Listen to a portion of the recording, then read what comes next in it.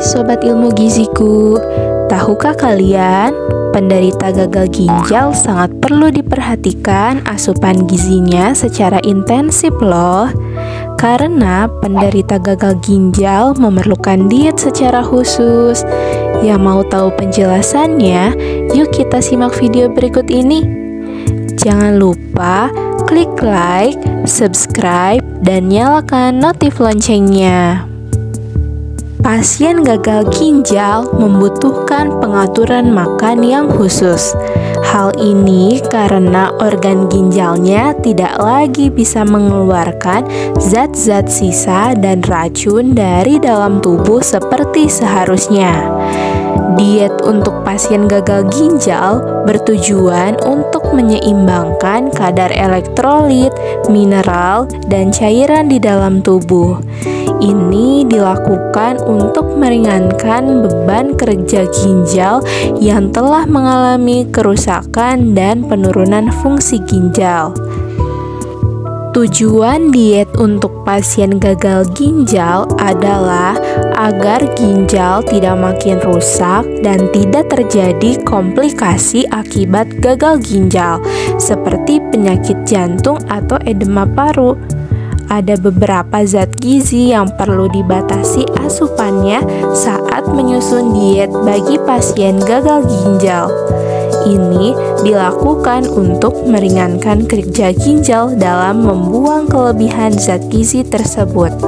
Beberapa zat gizi yang perlu dibatasi adalah yang pertama yaitu protein. Pada pasien gagal ginjal yang tidak sedang melakukan hemodialisis, konsumsi makanan sumber protein dalam jumlah tinggi akan memperberat kerja ginjal dan memperparah kerusakan ginjal. Selain itu, sisa metabolisme protein yang seharusnya dapat dikeluarkan dari tubuh tidak bisa lagi disaring dan dibuang oleh ginjal. Oleh karena itu, pembatasan asupan protein perlu dilakukan untuk mengurangi penumpukan zat sisa di dalam darah. Yang kedua yaitu natrium.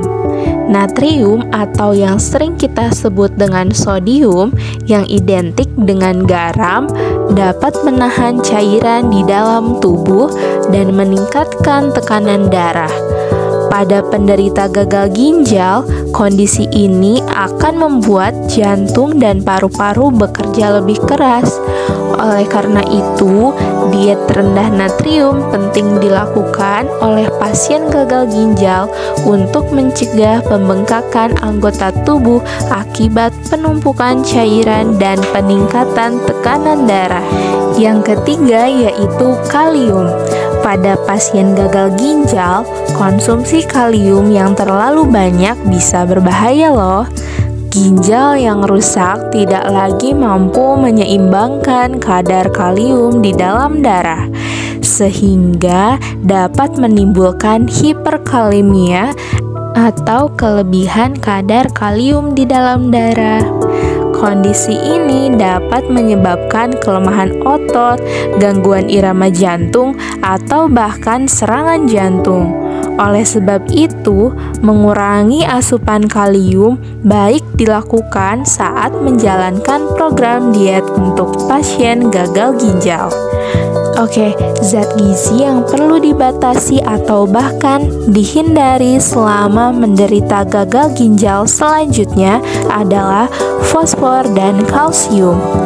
Ginjal yang sehat akan menyaring kelebihan fosfor dari dalam darah. Jika ginjal rusak, fungsi tersebut tidak lagi berjalan dengan baik, sehingga bisa terjadi hiperfosfatemia atau tingginya kadar fosfor di dalam darah.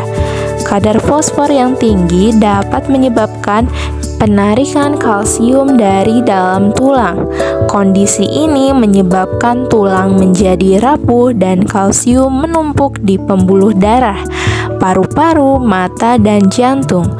Sementara itu, penumpukan kalsium atau hiperkalsemia tidak hanya dapat menimbulkan nyeri dan kelemahan otot, tetapi juga detak jantung tidak teratur, penurunan daya ingat, dan kerusakan ginjal lebih lanjut. Fosfor banyak terkandung dalam daging merah, unggas, ikan, susu, dan produk olahannya, serta roti.